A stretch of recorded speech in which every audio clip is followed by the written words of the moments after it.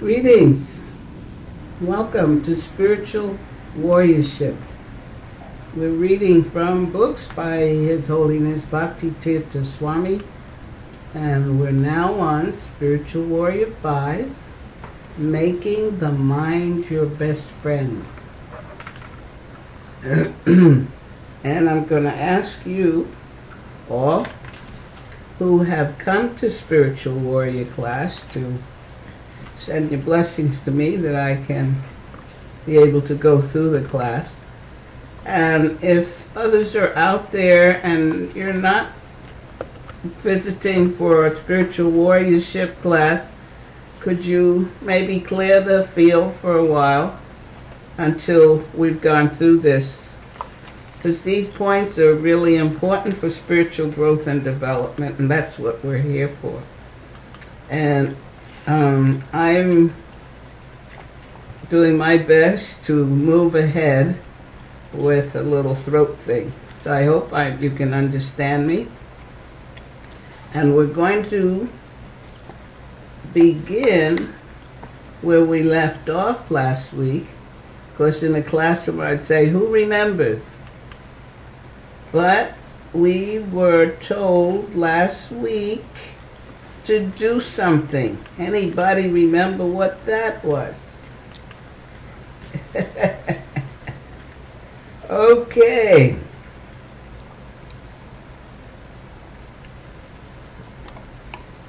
Take some time. This is what we left you with last week, if you were here. Take some time to examine your own propensities in order to discover the activities that enthuse you. As a devotee, as an entity interested in spiritual life, what enlivens and excites you in your spiritual practices?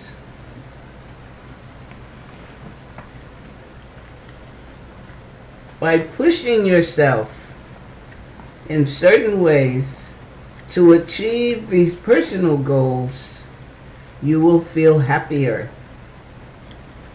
Once again, you were told last week, put the book away for a day and write down some of your short-term personal goals and your plans to accomplish them. How many, or let's say, were you able to do that? I think that's a better way to put the question. To be honest with you, I didn't remember to do that until today. But what was exciting was I realized in the week I was busy with an activity that kept me, enlivened me, and excited me. And I was active in it and was really setting goals and seeing them done.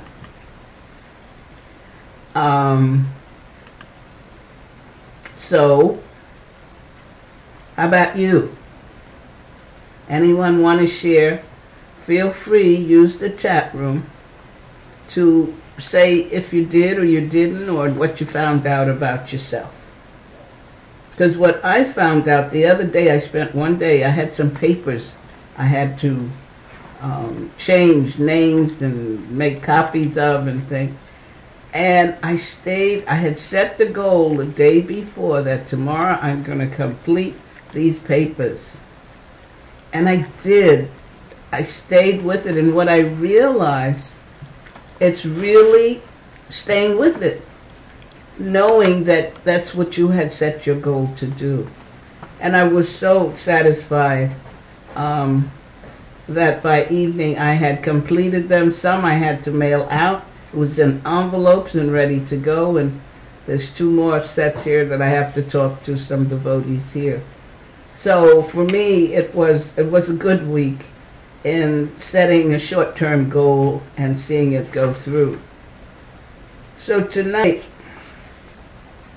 what I'm going to do is read slowly as possible, not get overexcited so I don't lose my voice. You can make notes or comments, and let's see how far we get, because I'm not even doing a review tonight. But let's go. The next section is called Small Achievements Increase Enthusiasm. And I guess that's what happened to me. That was a small achievement to get those papers done. So I've got my next goal on my table, which is to get a will written. That's been going on for 5 years or more. But that's also, since I accomplished that other, I'm hoping that I can get that done. We really need to acknowledge the seriousness of our position in this material body and in this material world. Fantastic sentence. Acknowledge the seriousness of our position in this material body and this material world. As residents in Maya's camp, the general mental culture will constantly try to keep us entangled in the material energy unless we develop ways to sufficiently harness the mind. How many of you were here last November when we started with the 12 qualities of a spiritual warrior? And the first quality we worked with, sense control and mastery of the mind. Mastery of the mind. And we've been dealing with the enemies of the mind, Spiritual Warrior 4. Were you here of that? And the one we studied there was managing anger, which is definitely an enemy of the mind. And here we're being told that we must develop ways to sufficiently harness the mind. Other than that, if not, we become more entangled in the material energy. For this reason, Bhakti Tirtha, great Vaishnava saint, explains that unless a person is a Paramahansa or a completely pure saint, the mind must have a certain amount of satisfying stimulation. We must engage the mind in such a way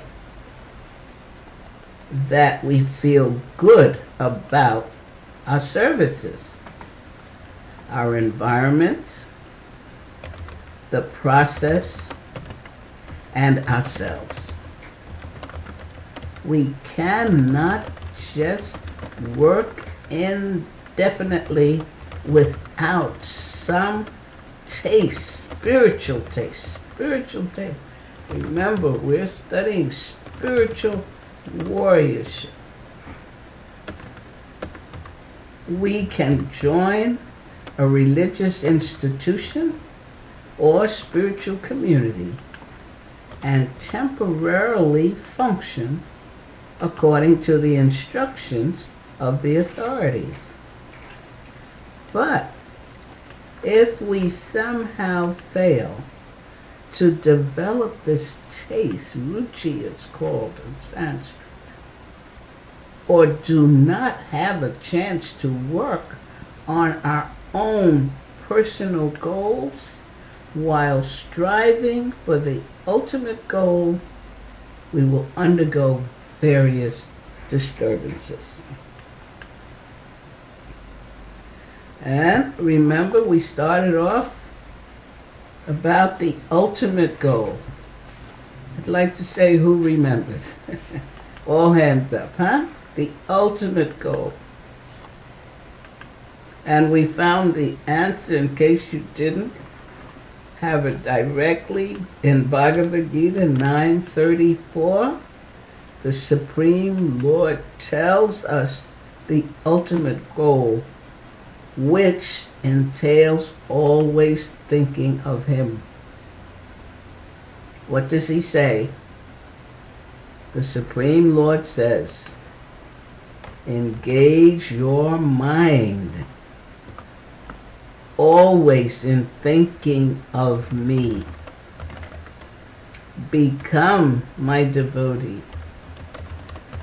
Offer obeisances to me and worship me. Being completely absorbed in me, surely you will come to me. And isn't that the ultimate goal? We're here in this material world, in this material body, to cleanse and purify so that ultimately we can go back home to Godhead and be absorbed completely in the Lord.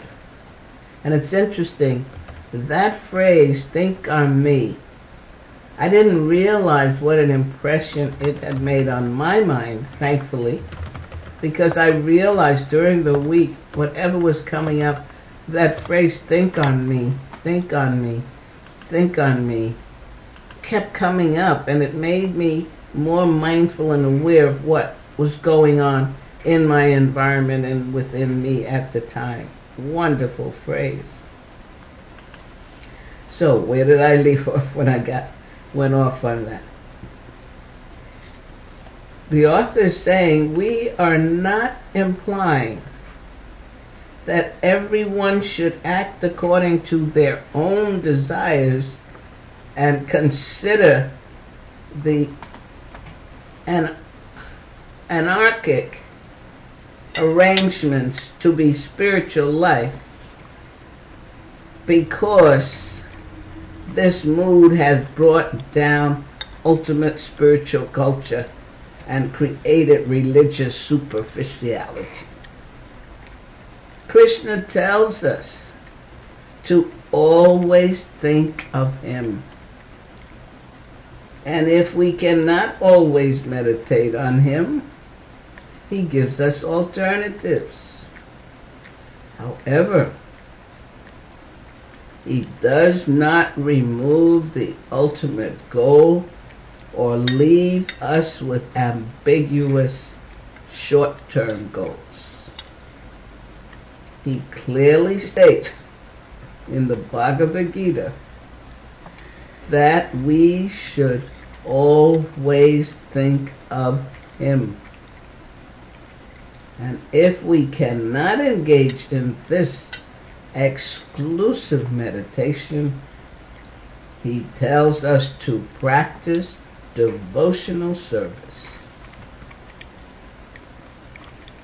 If we cannot even practice sadhana bhakti, He tells us to work for Him or encourage those who work for Him, or encourage those who work for Him. He tells us to work for Him or encourage those who work for Him. Our next option is to meditate and acquire knowledge. He gave us these short-term goals to help us progress toward the ultimate goal. Those of you who have Bhagavad Gita, we mentioned this last week, chapter 12 is the chapter where He gives these alternatives to you. I hope you will open them, look them over, and endeavor to set short-term goals and realize the Lord Himself is giving you the goals to get to the ultimate goal. And if you don't have Bhagavad Gita, remember, you can go on Krishna.com and there's ebooks there and audiobooks, so you can hear Bhagavad Gita or you can read it there. So no excuse for not finding out more of what we're talking about here. The author goes on. Often, when devotees engage in devotional service without the specific means to reach the end, eventually they walk around like zombies, or they begin to consider the spiritual journey to be impossible or impractical. As we reach short-term goals, we will feel more enthusiastic to reach the next goal and ultimately the final goal. You know how you feel when you complete a task. Feels good, doesn't it? And you're glad you didn't procrastinate or put it off. And then you're ready to go to the next. That's what. And in your spiritual life, it's a progressive thing you're doing. He reminds it the progression through short-term goals encourage many Olympic athletes to continue their pursuits towards the gold medal. Eventually they began to think, I want to be the best in the world. And through my practice and training, I know that I can possibly reach that goal. Even if they do not immediately win the gold medal, but receive the silver, it will encourage them to try harder for their next competition. As they see their goals manifesting, they will try even harder to remain focused. And that's what he's telling us here. So he says, as we acquire short-term goal, it will help us absorb our minds and focus our energies. Seeing the goal unfold may even strengthen our faith and give us pleasure according to our own particular propensity or idiosyncrasy, tendency. This enthusiasm can help us in our endeavor to always think of the Supreme Mother, Father, God, and offer everything to them. We never want to neglect love of Godhead and full surrender, which we accept as our ultimate goal. Although it's dangerous to minimize or reject the final goal, it is just as dangerous to neglect our short-term goals, because doing so will lead us into stagnation. If we think of the ultimate goal as impossible, we will be defeated from the start. We'll begin to rationalize our deviations and accept mediocrity, while doubting the entire process. On the other hand, if we do not succeed in our short-term goals, or fail to harness our minds and senses in a positive way, they will become overly active. If we have no enthusiasm for any type of devotional engagement, we will develop enthusiasm for sense gratification.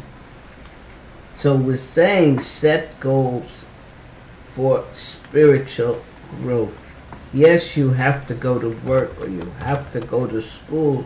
You have the children to take care of, or the family. But what was it we said at the beginning? The Lord says, always think of me. And then you can offer whatever you're doing, the work or your study, offer it to the Lord. And in thinking of Him, He reciprocates, and you'll see yourself moving through, or even wanting to offer more, or spend maybe a little extra time at the temple or wherever you pray and meditate. Why did Srila Rupa Goswami, the great Vedic scholar and renunciate, emphasize utsaha, or enthusiasm, as foremost? If we lack enthusiasm, we will begin to settle back into the mindset that we have carried with us from many previous lifetimes, when our senses and environment entirely enslaved us, lifetime after lifetime.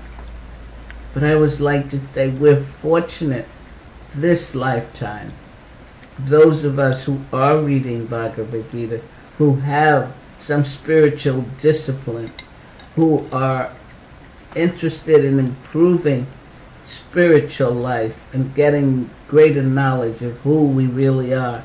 And if we're hearing these books or reading these books, you're being constantly reminded you are an eternal spirit being, and you're part and parcel of the Supreme Lord. And He's your best friend and your protector. And the more you can think of Him in that way and go about your task with goals of improving on that thinking and becoming imbibed in that thinking, you will see and understand and feel more joyous in completing your goals and setting more. The task requires an intense focus that does not just develop perfectly overnight.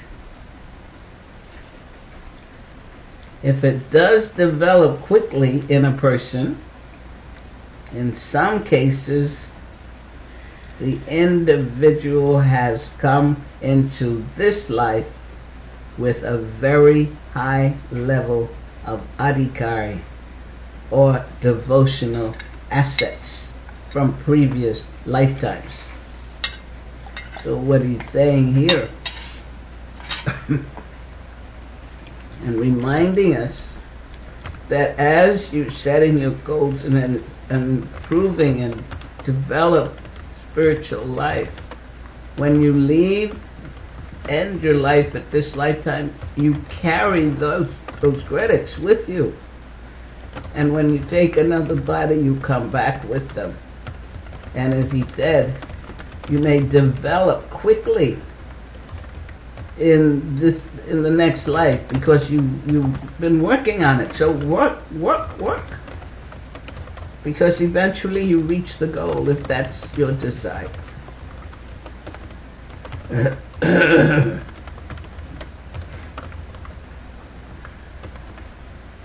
It means that he or she has already engaged in so many special practices in order to reach this particular point. While we keep the ultimate goal in full God consciousness in mind, we want to encourage each other to look closer at our daily lives and examine certain goals that we want to achieve according to our Varna ashram and particular idiosyncratic propensities. We want to find some specific goals that we can feel happy to offer to the community, to the mission, to our families, and to ourselves. By this endeavor, Maya or Satan, if you will not haunt us or assault us to the same extent, because our spiritual pursuits will occupy our minds and enthuse us. Each person must examine their own nature in order to recognize their capabilities along with the activities that inspire or enthuse them.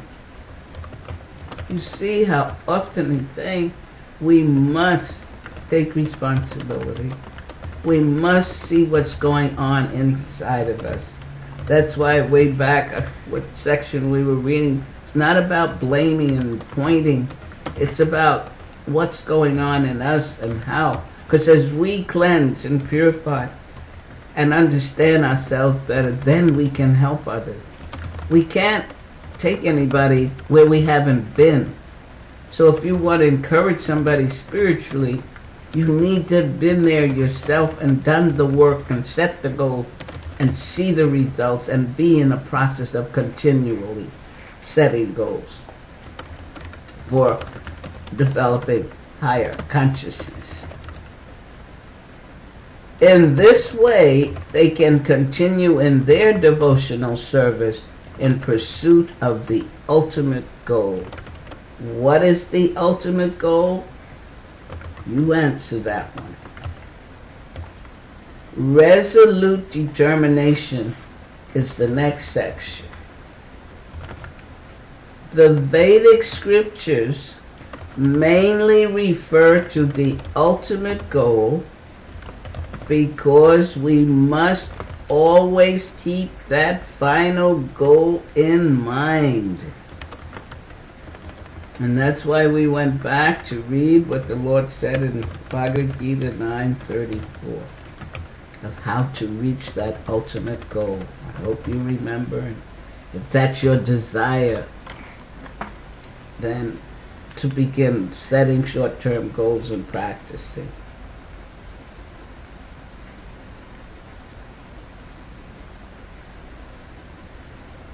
We must realize that the Lord gave us the Varnashram Dham system, and He also gave us methods to continue on the spiritual path, even if we cannot always think of Him.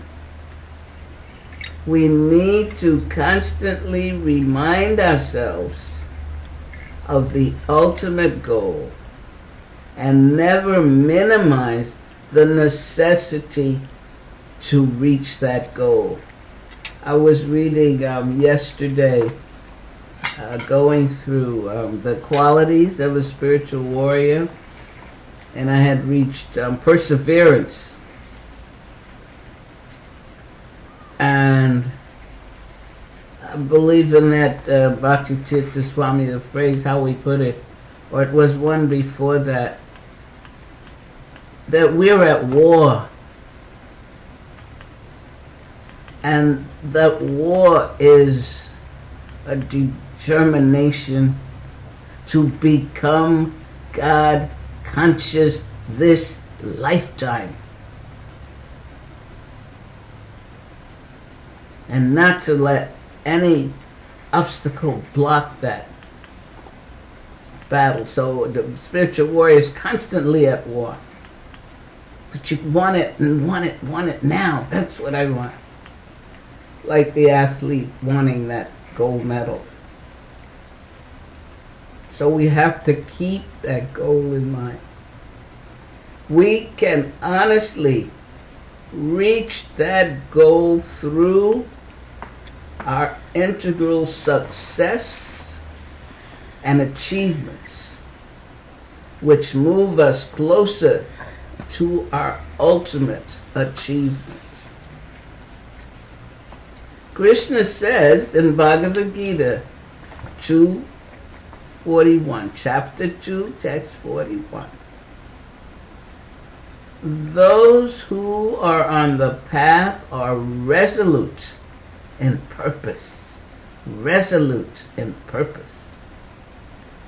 and their aim is one.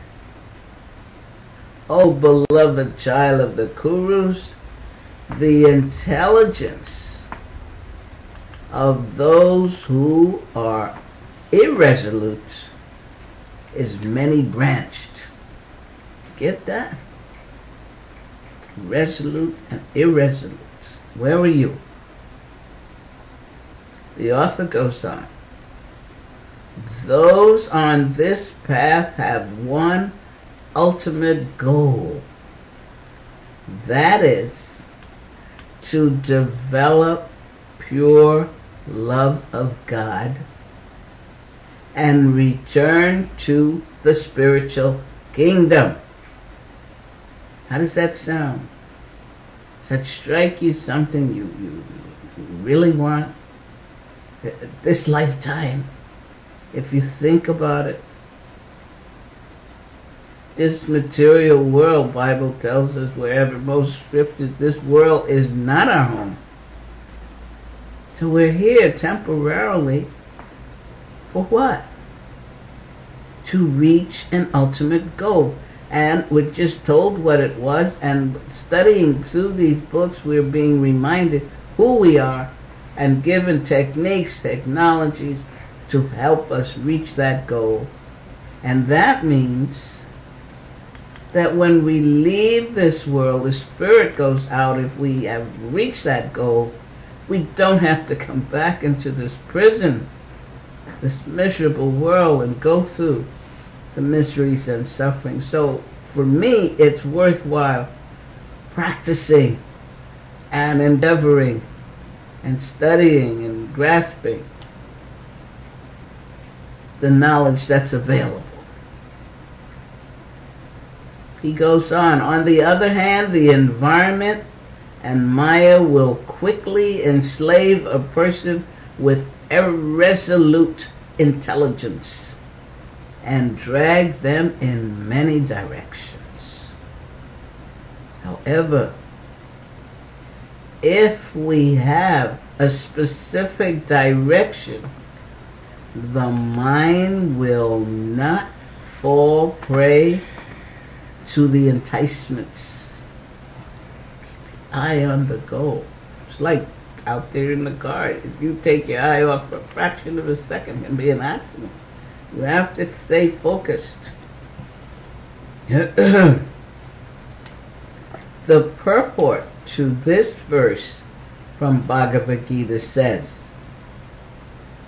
a strong faith that by Krishna consciousness one will be elevated to the highest perfection of life is called, I can't pronounce, Vayashayamika intelligence. But again, strong faith, that was another quality I was reading. Firm faith, that's being convinced without doubts.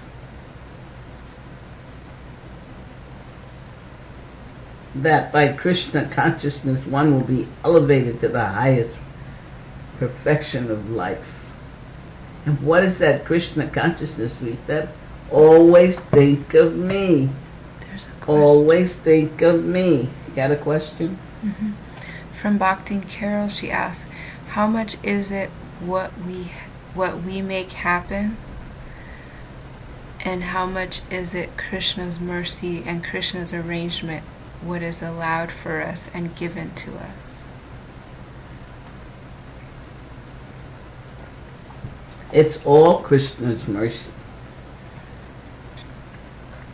If you've been following Bhakti and Carol and talked of the mind as an enemy, the mind as a friend, and the mind accepting and rejecting, and focusing on the mind and hearing from Bhagavad Gita, and that's what we're saying tonight. Whatever is happening, as the author's been saying, we have to stop and look at ourselves. Where is our attention going? Where is our energy going?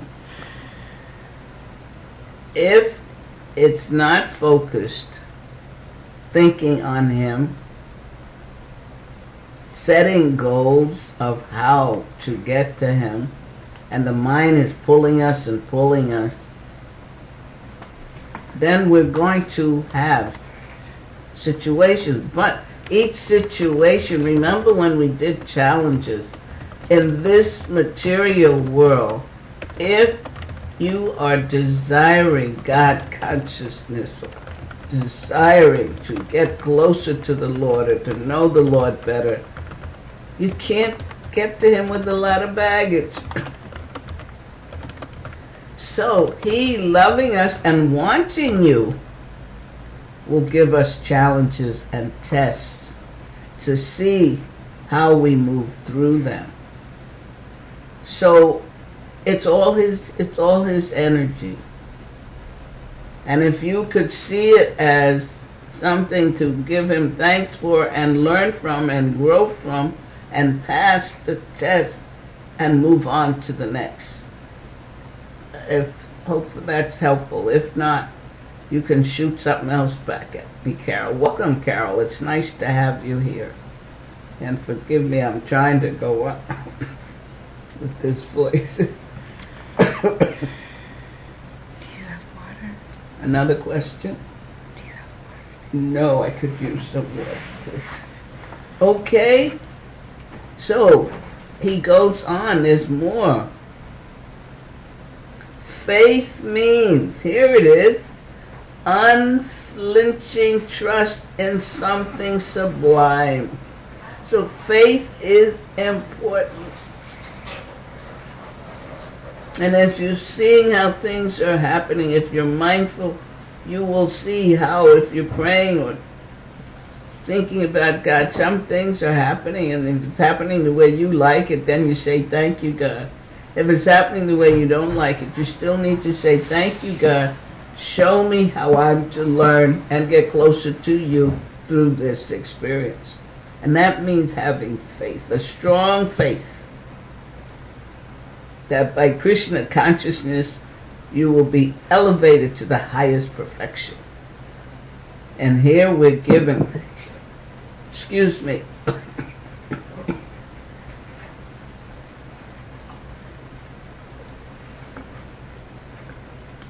okay, we're going to try and go a few more minutes. Faith means unflinching trust in something sublime.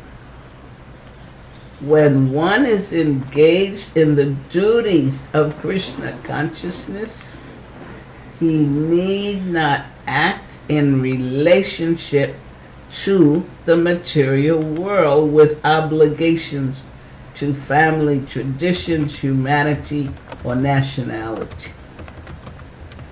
Fruitive activities are the engagement of one's reaction from past good or bad deeds. Karma comes in there. Remember we had a nice discussion on karma. when one is awake in Krishna consciousness, he need no longer endeavor for good results in his activities. When one is situated in Krishna consciousness, all activities are on the absolute plane, for they are no longer subject to dualities like good or bad. It's all Krishna's mercy. The highest perfection of Krishna consciousness is renunciation of the material conception of life. This state is automatically achieved by progressive Krishna consciousness. Now,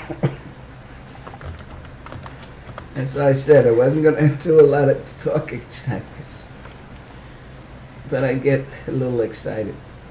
There's another question. Okay. The question is from Brenda Lee. Brenda Lee? And Where is Brenda Lee located? And you can tell me her question, she answered that. How to make faith grow. How to make faith grow? If you have it, and you see how by having it it's working in your life, and you give thanks for each day's environment, each day's activity, and you see more and more, because as we just said here, you want to reach a point where there's no duality, this is good and this is bad. This is all Krishna's mercy.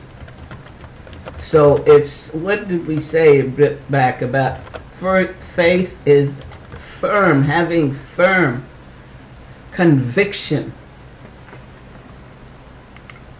in something sublime. Having firm conviction that by remembering the Lord, serving the Lord, being kind to others, being forgiven, being compassionate. Were you with us for the 12 qualities of compassion and pridelessness? You will see, you will feel and see how your life is changing. It's like when you wake up in the morning, you have faith that you get out of bed, put your 2 feet on the floor and get up and walk, go to the bathroom or what have you. There's no doubt, unless you reach my age, when you wake up in the morning and you pray, you'll be able to get up when you put the 2 feet down. But there's still faith in me, even with that, if it's even hurting, that I can get up and take that walk. That's the faith. So as you do this, it does increase, dear. It's not giving up and saying, oh, I don't know if that's real or not. That's why if you're paying attention with these short-term goals and hearing from the Lord himself and always thinking of him in whatever you're doing, you will see his reciprocation and your faith will increase. And this may sound difficult to do. I remember thinking about faith and how I seem at times to have faith without deviation. And I remember it, my mother, I really believe, instilled that faith in me growing up as a child. Somehow my mother was always thinking about God, talking about God. When things were rough, she used to say, he's not going to give you more than you can bear. And truly, whenever the situation changed, we had made it through, and it seemed pretty hard. So I'm thankful for that background of a parent just reminding me how God is always available to us and present for us, and will not give us more than we can bear. And that increased the faith. that at some point, no matter what's going on, the faith is there that God has not deserted us. As Bhakti Tirtha Swami says, he doesn't take a vacation. And yet he wants us to learn how to stay attached to him and let go of some of the temporary material stuff that's pulling us down. So the faith has to and will continue to grow. I hope that's helpful, dear. Where did she say she was from? Long Beach, California. Long Beach, California. Hi there. Welcome. We have the goal, but it is achieved through progressive achievements and successes that increase our faith, determination, and enthusiasm. So we have the goal. We progressively work through the goal, and we'll see achievements and successes.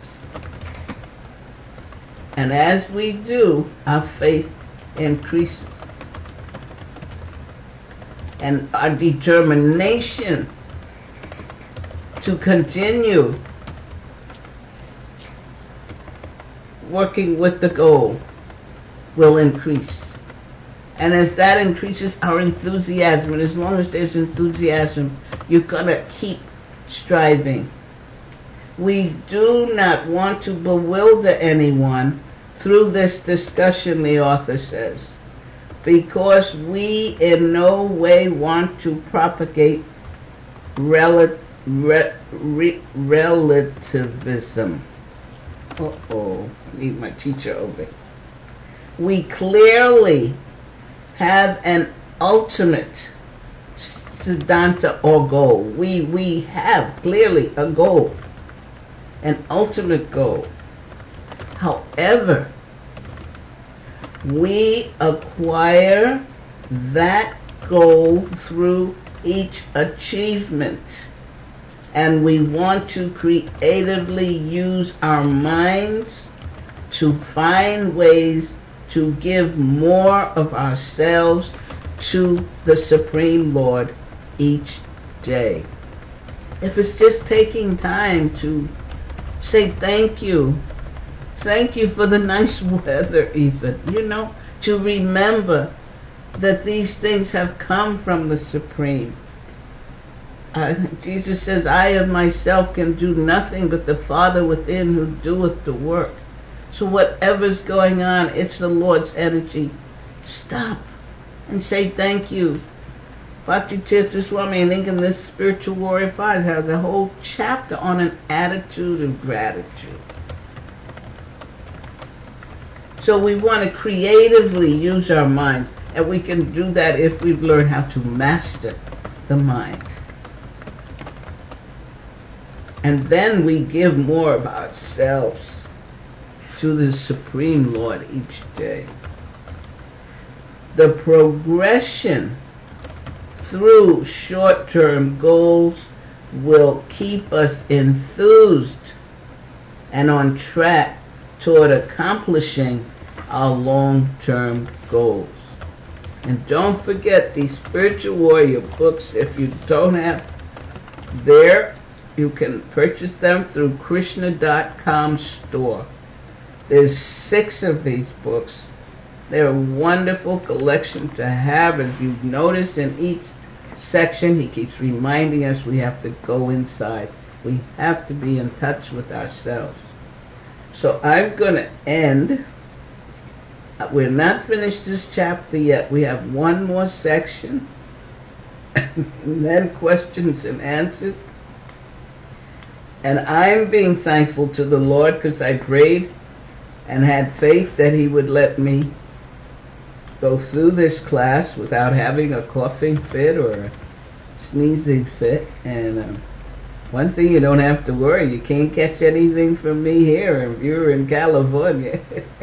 But I hope you're grasping something by these words and what is being given to us to become true spiritual warriors on the battleground of consciousness. And those who ask questions, I thank you. And don't forget, you were given a homework assignment. If you didn't do it, we got another week. Okay? Any other questions or comments? Yes, comments. Brenda Lee says, thank you for answering my questions so kindly. And Bhuvan Mohan asks, says he offers his obeisances and well wishes to you for your throat problem, and that he'll chant an extra round for you tonight. Thank you. Thank you. That's wonderful. That's mercy. This is thinking of others. That's a part of our goal. Thank you so much, Bhuvan. And Brenda, is that Brenda Lee? Thank you for being there. And I don't know if you've been here a while or back, but let's try to keep up with this, because there's just so much more to come. And thank you for your good wishes. Any other comments? Yeah. There's, Bhakti Carol says, I hope you feel better. Thank you, Bhakti and Carol. I made it through the night. I'm going to stop in a few minutes before I go into a coughing fit in front of me. Any more comments? Brenda Lee says, thank you. This is my second class. And Kremlin just entered the chat room, and he says, namaste. Kremlin, where you been? I've been talking for almost an hour. Did you forget we were on at 8 o'clock, or you just busy? What do you think? He says, forgive me. You're forgiven, but you missed the juice. You'll have to chat with Bhuvan Mohan. He'll give you a little bit of the juice. Thank you for being there. Yeah, he said he had a bad day. And Bhakti Jess says, thank you, Mataji. Please feel better. Thank you. Who said he had a bad day, Kremlin? Listen, this is a wonderful opportunity. If you think it's calling it bad, Krishna is calling it good because he wanted to teach you something. Look at what happened today and decide why you're calling it bad, and then ask Krishna what you're to learn from it, and set a short-term goal to examine what went on. Okay? And see how you'll see it was really a good day. If it's helping you with your spiritual warriorship, because that's why you're here, Kremlin. Okay? All right. Anyone else?